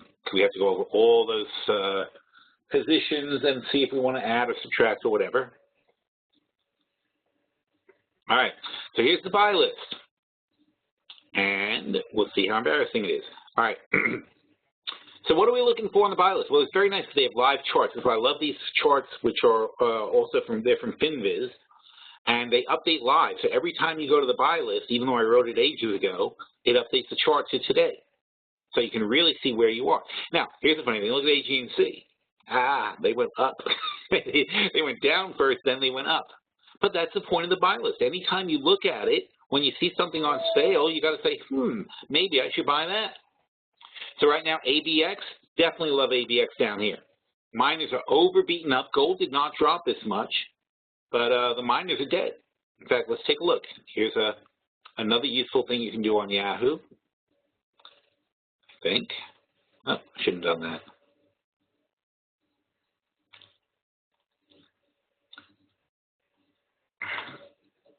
This is probably one of the most useful things you can do on, well, I mean, it's not like they're special, but if you go GLD, it's a gold ETF, and you hit compare, well, first of all, I like candles. I don't like those kind of charts. Line type candles. Now we say compare, and we say ABX. How does ABX compare to the price of gold? Well, on a one-day chart, it's useless. But if you look at a year chart, there we go. See, now I knew this, but I wanted to illustrate it for you guys because that's what I was about to say. ABX is down 20%, 20-something percent. Gold is only down a few percent. That's silly. Silly is how we make money. Other people's stupidity is how we make money. Look over the long term, over 5 years. ABX is in a pretty long-term breakdown to gold. Really, really underperforming, like it's being super duper punished over the price of gold. It used to be lockstep with it. And if gold goes up, ABX will go lockstep with it up. But as it stands now, it's being really, really crushed. And it's weird though, because look where this disconnect came. Even as gold went up here, there was still that growing disconnect, and it just never, it started just deteriorating. All right, a 2-year chart, and you can still see it does react to gold, but it's not getting that comeback, and it's not getting properly valued to the gold it has. Now, part of that is, of course, there's legitimacy to the miners because, you know, look, a miner extracts gold for, let's say, for example, $1,100 an ounce. That's their cost of extraction. So every ounce they pull out of the ground, including what they paid for the mine, what they paid for equipment, what they pay the miners to do it, blah, blah, blah. $1,100 to put a piece of gold on the table. All right? So if gold is $1,200 an ounce, they make $100. That's their profit. So what happens if gold is $1,300 an ounce? Their profit doubles. But that's a problem, though, because what's actually happened to gold over the last few years, it's gone the other way, because you have to realize that the valuation of these gold companies, so I should put a little dollar sign there. Okay. So the problem the gold companies have is here was the price of gold. So let's say here ABX was making $400 an ounce. You know, and again, I'm just making up that number, but it's, well, let's say they were making $400 an ounce because it was $1,500, right? So here they're making $400 an ounce. Here, it doesn't matter that gold only went down, let's say that's 12, so 30. So gold went down 20%. So if gold went down 20%, it was 80% of ABX's profits that got knocked down. Doesn't change their cost. Okay, 80% of their profit, the $1,100 is still the price it costs them to make gold. So their profit doesn't change, so their cost doesn't change, and that little bit of drop in price in gold is all of their profits going up in smoke. So that's why you see that. That's why you see this fall off here, because it's all of ABX's profits that have been dumped out in this amount of time. There goes all their profits as gold decline. It only takes a very small decline in gold to wipe out all of ABX's profits. Why do I like ABX? I like ABX because they are the biggest coal miner. They've got a massive amount of gold reserves, and I don't really care if they run a break-even operation. I don't even care if they lose some money for a few years. They've got a ton of gold. I'm sorry, they've got tons of gold, literal tons of gold under the ground. It is their decision when they're going to pull it out of the ground and mine it. They will do so when it's profitable, and I want to be there when it happens. So I want to be an owner of ABX when they are pulling gold out of the ground. You also have to trust the management not to foolishly spend money selling gold for no reason, losses or doing this and that. You have to trust them to be patient and manage it. Now, it's a very old company run by old gold guys, and they know what they're doing. So I trust them to work it for me. So I like ABX a lot down here. And here's the thing. We did talk about the clip, so let's go back to ABX. You realize it takes like a month to go through the buy list because I like every stock. But so very quickly, not to spend too much time on everybody, ABX 1377. This should be a reflex for you, though. This is how we buy a stock. 1377. What do I want to do? I want to sell a put. What put can I sell? Well, I can sell the $13 put for $2.30. That's going to drop my net by 230, so let's say that's going to be 1147. So let's say 1150. That drops my net. So I can just sell the put, and what that does is it says I'm willing to buy ABX for 1150. And if you're not going to sell it to me for 1150, if ABX doesn't go down to that price, then I'm going to just keep my 230. I'm okay with that arrangement because 230 is 20% of 1150. And my margin, if I sell that, let's take a look at that. If I go to sell, chat box in the way, hang on. Okay. If I go to sell ABX for 230, never let them tell you what you want to sell something for. Okay. It's telling me I'm going to raise for 10 contracts. I'm going to get $2,300 in my pocket. It's going to take my, this is nice. It's what we call margin efficient because it's only going to use $1,300 of my buying power. $2,300 out, $1,300 used. Okay, so from a margin perspective, it's massively efficient. So I got no problem doing that in my portfolio. If I want to own ABX, that's a great way to start. Now, if you want to be more aggressive, you can then add a bull call spread to that position. Or if you want to be less aggressive, you can just do the bull call spread. They're at 13. If I buy the 13 calls, 330, 320, whatever, and I sell these guys for 120, now it's $2 for the 13.20 bull call spread. So I'm getting a $7 spread for $2. If I offset that with a sale of the $13 puts, then my net basis at 13 is 0. And that means I'm going to make every penny on ABX from 13 all the way up to 20. All right, and then my net margin is the same $1.30 that it was before. There's no change. If I sell the puts, my net margin is the same. And now I got $2 cash also. So for $2 of cash and $1.30 in margin, I'm sitting on a $7 ABX spread in the money. So how much do I make? If I make $1, I'm making $1 off my $3 in total margin, my two cash and my 1 margin. Making 30% just doing that.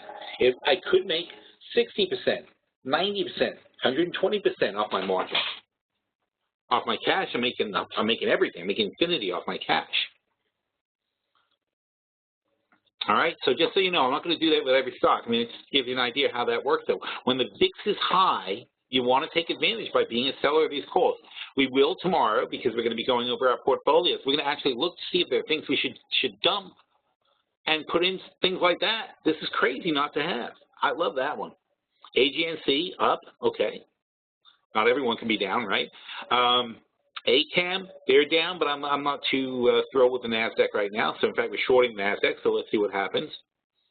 And you see, it's funny, we called this bottom back here, it went up, and this is a problem again. If you don't sell it, what's the point? We bought these back here, they went up 20%, but then you don't sell it, and now it's back to where we started. If you would have sold it, you could have bought it again now, and you'd be thrilled. You got to know, aside from knowing the price to buy at, you got to have a price to sell at. You got to understand, you take your profits. Broadcom also back where we liked it. Okay, gentlemen, I think we liked it down here actually. Oh, it says 520. So you can see what date we liked it. So we liked it back here, 520. So this is where we like it. If something's not back to where we like it, why would I buy it? BTU 827. We like BTU back here. Now they're down here. So BTU is one I definitely love. Same general logic as ABX. I love them down here. And they're another one which is like free because BTU. Now, don't forget the coal industry is very beaten up and nobody likes coal, it's dirty and blah, blah, blah. 2017's on out, but you can sell these $10 puts for $1.98 for $2. That nets you into the stock for $8. Okay, you can sell the $8 puts for $1 and net in for $7. I'd wait for the 2017s because if you think about it, it's the same sale. You're going to sell the $10 puts anyway, but if you sell the $10 puts for $3 instead of $8, your net is $7 and your margin is much lower. So since I'm going to sit on it anyway, what do I care? So in other words, if I sell a 2017 $10 puts for $3, aside from netting $7, I get $3. So my only risk is only BTU for $7, but I'm getting paid $3 up front against no margin. Here, I'll show the same thing. We sell this.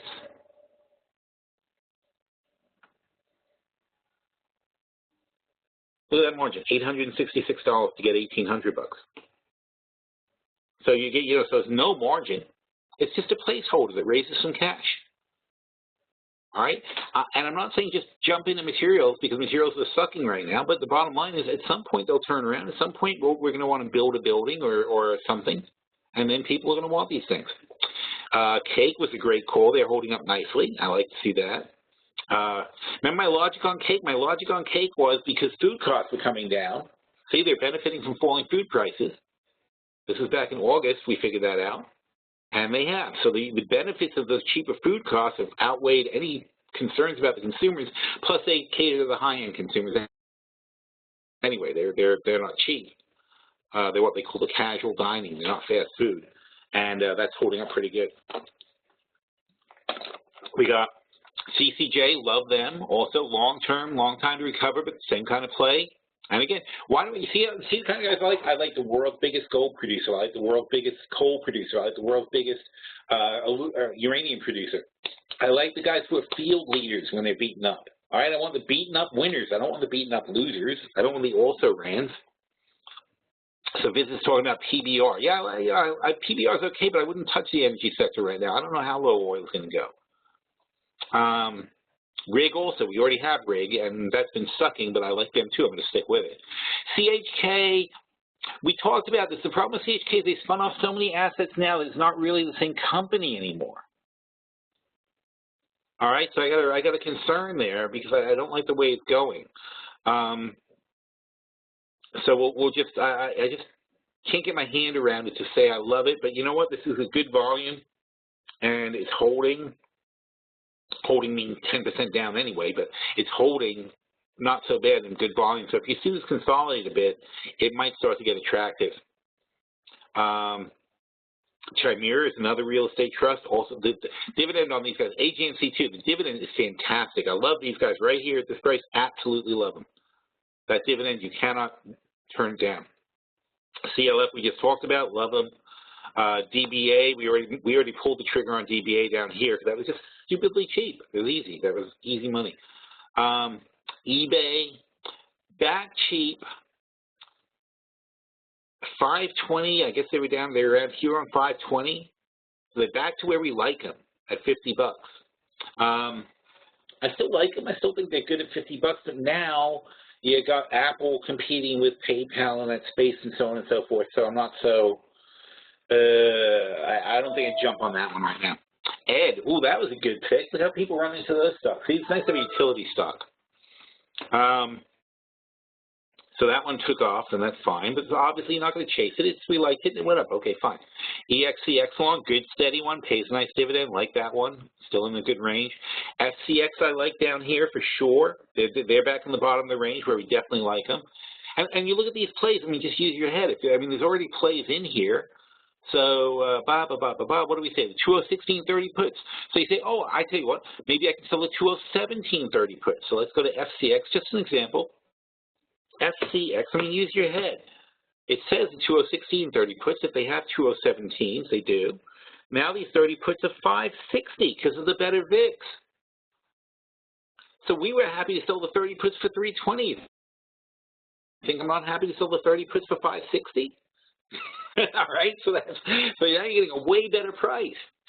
And here's my logic. I like selling the 30 puts for 320 for a 26.90 entry, which is 20% off the current price. If I sell the puts now for 560, that's going to put me in at $23.40. And is that still 20% off the current price? Sure it is. Well, therefore, I must like it then still, right? It's the same exact logic. All right, so that's so when you look at these, they all do have spreads in them, and it doesn't mean just because it's an older spread now doesn't mean it's not still good. It just means that you have to use your head and say, well, I want to go longer and lower. But it's the same general concept if you're accomplishing it. GSK, we like these guys, and they have not been particularly holding up, but I do like them if they get cheaper. GLL, unfortunately, they went straight up, so we can't get those anymore. I like them back here. That was a good play. April. Oh, so we're still in. These are still valid. April 87.77. So, oh, actually, gold play high. Oh, I see. That went the wrong way. I take that back. And then we were offsetting it with the 17 puts on ADX. So this whole thing could be done better at this point, but we're still looking for April. HK. Again, you want to stay away from that space right now, but also it's a great price. I mean, holy cow. We were looking at them, we liked them in August at 5. Now they're at 250. This is the same as the one we pulled the trigger on, which was AX whatever damn it. Who was it? I forget, but we got one of them anyway. We got one of those oil companies. We just didn't pick HK in the end. Harmony, another gold miner, also good. I like them down here. You can probably do something fun with the options on Harmony. HMY. They're only down in 2016, but the bottom line is still, it's good money. You know, it's 212. If you sell these guys for 40 cents, and I wouldn't do a penny less, but if you sell these $2 puts for 40, you're in for 160. That's like 50 cents off. So you get 25% off, and you take a poke at it. No skin off your back, because when you sell them, all right, so you sell these guys for 40 cents. Again, it goes back to, look at your margin. You're going to make 100% on margin if they hold $2. I mean, I don't know if, I mean, we have a play that's going to make 100% in a year. You don't have to take a big slap at it to make money. You know, look, let's say you have allocated $5,000 to gold stocks. You know, you want to make $5,000 worth of your portfolio of gold stocks. You sell $1,000 worth of HMY. You know, in other words, you plan to buy 1,000, so you plan to buy 500 shares of this of HMY. You only need to use a little tiny bit, because that would be 50, right? So if they sell, am I doing that right? 50 is 5,000. No, I'm sorry, 5.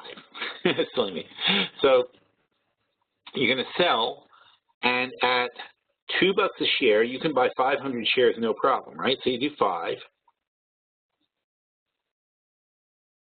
At 40,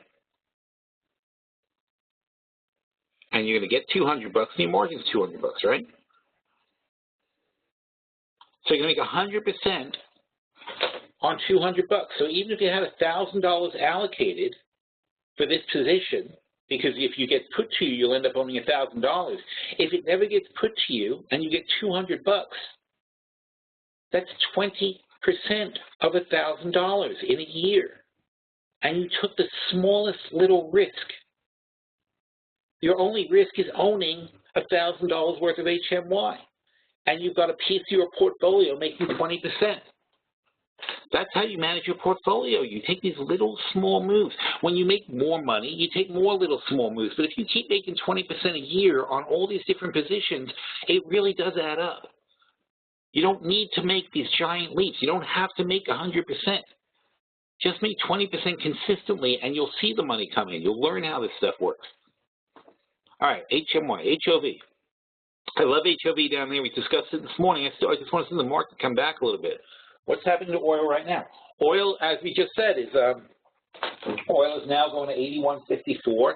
And as I said, these guys are stuck with these contracts in November, and they're running into a brick wall in December because if they hit tax problems, if they roll past December, they hit tax problems, and December is already stuffed full of barrels. And all these oil contracts are fake. They don't want these contracts. They're just trading them. You know, it's like a lot of times when you trade options, you sell puts and calls. You don't really want to own 1,000 shares of Google for $500 a share. You're trading 10 contracts, and you thought you'd make your money on 10 contracts, and you don't. You don't really want them. It's easy to cancel. In their case, though, it's not that easy to cancel when they get stuck with the barrels because nobody else wants them. Nobody who wants to buy oil. Who right now wants oil for November delivery? What idiot is going to take a contract off somebody's hands and commit themselves to owning? It's like hot potato. Nobody wants these barrels. They were all fake orders, and now they're trying to get rid of all the fake orders. So until they ditch all these fake orders, they're going to have a hell of a hard time getting the prices to go back up. So we may crash all the way to 70. And like I said, though, at that point, I want to buy. But right now, let it go. It's just panic. And now, of course, that's going to bring down the indexes. And so the S&P is not going to hold up and the Dow's not going to hold up because the energy sector is going to fall off a cliff any minute now. RRD, that's another one I love. I can never understand when they get low. That's crazy. IBM, you know, they're kind of in the spot we like to buy them, but it's not on sale. Just getting back to the spot that I like them in a bad market, that's not cheap. I want to see cheap. iRobot, we added our iRobots here. iRobot, I was like, oh my God, are you kidding me? $20, $30 for iRobot? That was fantastic. IGT got bought, so we're done with those guys. ISRG, see, they're not coming down. I mean, sometimes we like something, it just never comes down. JDSU back better, but you know, I like them down here at 1050. They're still at 1150. And keep in mind, though, the kind of trades we do, like selling the 2016 $10 puts, I don't give a crap whether they're at 11 or whether they're at 10 or 10.13 or 25. We sold the $10 puts. None of that matters if you sell the $10 puts. I said I'm willing to buy JDSU for net 845. Are they at 845? No. So I don't give a crap if they went up and down, sideways, and whatever. All I care about is in 2016, they're higher than 10. If they're higher than 10, I make all my money. What's the max percent of a portfolio you want in a material stock? The max percent of your portfolio that should be in any sector is 20%. But that's you know, I don't advocate overdoing any sector in any particular way. So if you get around 20%, you probably have too much because you really depend. And you also have to be careful that, you know, when you think about materials, they're kind of the same. So it's like, you know, if you say, oh, I have Apple and I have in my tech sector. Apple's not tech. Apple's consumer goods. So if you have Apple and then you have consumer goods, you're really kind of overweighting to the consumers. You know, a lot of tech is really consumer goods. So yeah, the week down failed. Mike's pointing out the week bounce failed, and that's not good. Okay.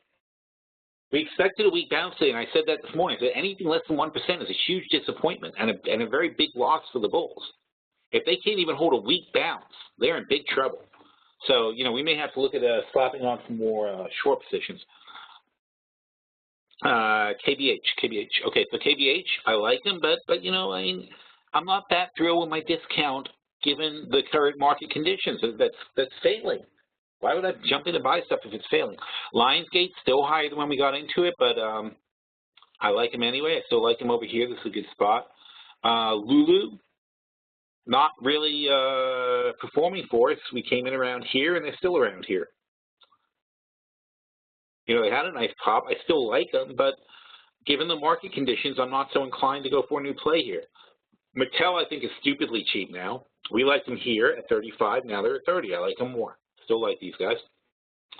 Newmont Mining. I noticed that our price for Mattel was 28. We went in for Mattel at 28.29. So this is the price we put our foot down at. So we're looking for no lower than this. So we're okay. Thank God we took that discount too. Otherwise we'd be in trouble. Newmont Mining, another miner. All right, and again, I like ABX the best, but these guys are good too, and they came down to a proper good price. NLY, another big dividend payer, and of course dividend payers, you know, they're safety stocks, so they take off in this kind of market. I like them, but probably not quite the right price, not cheap enough at the moment. NTAP, I like them too. They're a bit higher than where we like them, so it's not really a sale.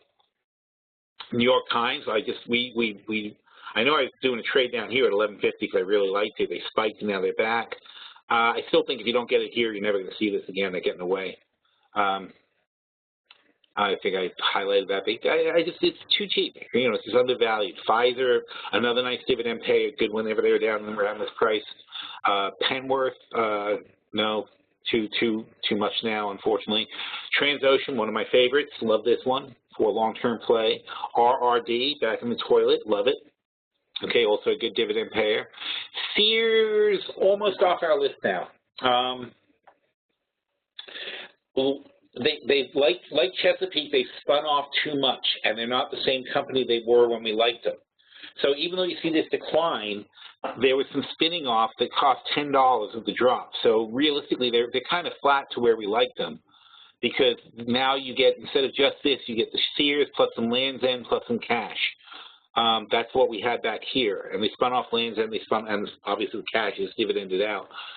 I'm not too keen on them at this price. I just think it's hard to get a handle on them, so I'm kind of staying away now. Taser, well, we love them forever, so, you know, it's always a buy whenever it's not too expensive. Terex, interestingly, really fell apart. And this one, I don't have, we had a good run at first, and as I said, see, here's the thing. It was a well-timed, got to pull the trigger. It's a well-timed quick winner. You got to get out of something when you make your money. And we did. We made our money from this trade originally from 520. We made the money we wanted to make. You got to get out. And now it's time to get it back in again. Now we're down to 27. I think it might be time to look at it again. But again, I'm keep saying, I'm contingent upon the market not collapsing. And oil has a good chance of pulling the whole market down. UBNT, wow. And that was one that went great and then fell apart. But you know what? If you're satisfied, if you can understand that you should be satisfied when your stock goes from $34 to $50 or $46, which is up, what, $12, up like 33%. If you can't be satisfied that your stock went up 33% since you bought it in less than a year, and you don't understand that that's time to get out, you really shouldn't be trading. You got to understand there's a time to take profit. Wendy's another one. It's way too cheap. Now, see, they're not reflecting. This one I see an immediate catalyst because they're not reflecting the lower food prices. I don't even care about the economy. They're a fast food place. They're going to get a certain amount of customers no matter what. They're not reflecting the lower food costs, and that's silly. They're going to get their people in. This is another one you can sell puts on. The spreads are horrendously wide, though, but you can sell puts on these guys. And another trick to participate if you want, they're at 780, and it's not like you're getting a lot of premium, but if you sell the $10 puts for 280, you're netting in at 720. So you get a little discount, but what you do get is 100% upside participation along the way. So, you know, if you want to take a light position, it's still cheaper than buying the stock, and your commitment is what? Your commitment is to owning them for 720. So you're giving yourself a quick 60-cent discount. That's almost 10% just for doing that. If I wanted to construct something, though, I would construct, I'd try to get 75 cents for this guy, and I apply that towards the 7 and 10 spread, which is, let's say, $1.30 minus 40. So that's about 90 cents. So now for 15 cents, you're in the stock. You know what's interesting? It's the same 7.15. You're really entering at about the same price, 7.15, and now I've got the upside to 10. So it's 6 to 1, half dozen of another. You're actually no better off doing that than just selling these guys. So it's a matter of preference, really. But either way, it's like you can make $3. So I like making $3 for nothing. And last of all, Whole Foods, another one who should be valued higher because, again, we're not reflecting the incredible drop in commodity prices. They sell food. Food got cheap. You see that all over the world. You look at all the world CPIs are crashing. That's another thing, by the way. Some of this deflation stuff is really overdone because they're talking about the CPI crashing, but the CPI prices include food, and if food gets cheap, the people are happy. They're not sad. That's why you're seeing consumer confidence numbers fairly high while the CPI is going negative. If the CPI is negative, everyone thinks nobody's buying. It's not nobody's buying. It's that gas is cheaper, food is cheaper. Things that are made out of gas and food are cheaper. Well, I mean, restaurants are cheaper. Things, you know, a thing that's made out of food, like they don't count food and energy in the CPI, but they do count the cost of going out to eat, which is silly because I think that's food. You know, when you go out to eat, it's considered a retail service, but it's food. You know, and when you buy products that are made from oil, it's energy, but they don't count that. They just count that as retail. So, you know, the consumer themselves, they certainly say, gee, I got more money than I had last year. It cost me a lot less money to heat my pool this summer than it did last year, so I'm a happier consumer, even though you think things are looking terrible. But that's because the investors don't run the country. You know, there's still 300 million people in this country who go to work every day, get up every day, have normal lives, make $50,000, $60,000 a year, you know, if they're lucky. That's normal people. Those people are a little bit better off when things get cheap, when the commodities get cheap. You as a stock market investor, you're not better off. You think you're worried about the economy when people are getting happier. Makes no sense. Depends what you invest in, of course. If you invest in luxury goods, you're kind of screwed. But if you invest in meat and potatoes like Whole Foods and Wendy's sells, you could be in good shape. All right. That is a good place to come to a close. Tomorrow we're going to go over all the portfolios in the chat session, and we'll probably pick a couple of these guys to get into because I see a few that are really, really attractive. All right, and by the way, let's not forget, I put it in the post here. In fact, it's on the daily, well, it's not on the daily post, darn it. If you go to the weekend post on the main page, we have our fabulous Las Vegas conference. There it is. It's back on October 10th. And that's November 9th and 10th. And we're doing this, if you're not bored enough by this hour and a half or hour 45 minutes we've been doing today, then imagine doing this for 2 straight days. Except the nice thing is I actually have charts and graphs and all kinds of cool stuff to show you, and we could go over some live trading, and it's really good. We're in a small room. It's not a big giant seminar or anything like that. It's a small room, and we get to like really go over this stuff in huge detail and focus on things and stick with it. This will be our 5th year doing seminars. I think they go really, really great. So if anybody wants to come and join us out in Las Vegas, we're going to be there the 9th and 10th in Caesars Palace. All the information is here on this particular thing. And we got the hotel set up. You got your hotel rooms. You can get as cheap as $99 a night, or you can go super luxury for $239. And on Saturday night, we're going to have dinner at the Nobu Hotel, at Nobu Restaurant, and then we play a poker tournament. Sunday we have the conference, and Sunday night usually we'll go out to eat, probably Italian of some sort. And then Monday we have breakfast, and we have a live trading all during market hours. We'll be trading all day long. All right, so hopefully I'll see you guys there. Thank you so much for coming today, and we will call this one a done session. All right, thanks, guys.